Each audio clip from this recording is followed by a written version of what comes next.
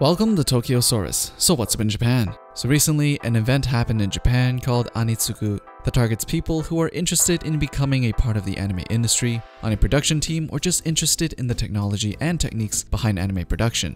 And a very interesting topic was presented at the conference titled, "Should all anime be CG?" I know a lot of you are probably looking at the screen right now yelling something along the lines of, "Oh hell no!" But let's just hear what they have to say about 3D CG. So basically, for those of you unfamiliar with what we're talking about here, 3D CG is a form of art that uses computer graphics to create visuals on the screen rather than the traditional animations drawn by hand. CG usage has grown a lot over the recent years, and we're starting to see a trend of fully CG anime series like Ajin or Knights of Sidonia become widely accepted. Pretty much every anime series produced these days uses CG in some form or another, so there's really no escaping it.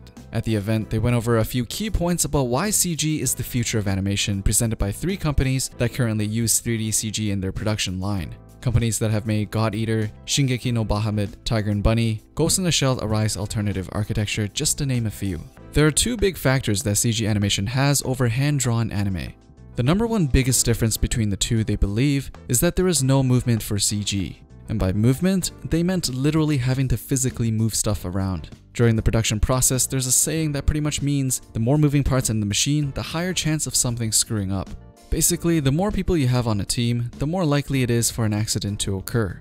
With anime produced by CG, there is no physical collection of drawings, hence no movement required, which apparently saves a ton of headaches. The number 2 biggest factor that CG has over hand-drawn animation are the accumulation of assets. What are assets though? Basically, how 3D animation works is that you first model a character in 3D, which can take quite a bit of time, but after you have the model finished, you can animate it however you want. The best part about it is, you can reuse that model. So say you created a model for a cat in anime A. In anime B, you can reuse the same cat model, change its skin to something else, or just leave it the same. And all the animations are already there ready for you to plug into anime B with very little work. You can make 3D models out of pretty much anything like buildings, rooms, furniture, clothes, accessories, people, animals, pretty much all inanimate or animate objects. Put simply, when using assets, things that took a lot of time to draw can be made in mere seconds.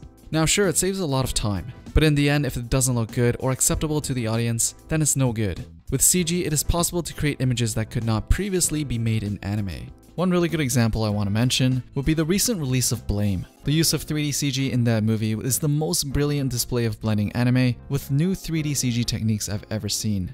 Many people used to hate 3D usage in anime in the past, myself included, simply because it didn't blend very well into that style of hand-drawn art. But I think we are getting to the point where 3D can be used quite a bit while still retaining that stylized anime look. And the third point they made was that in the case of hand-drawn animation teams, companies usually contracts a bunch of people for the production, and after that, those guys are gone.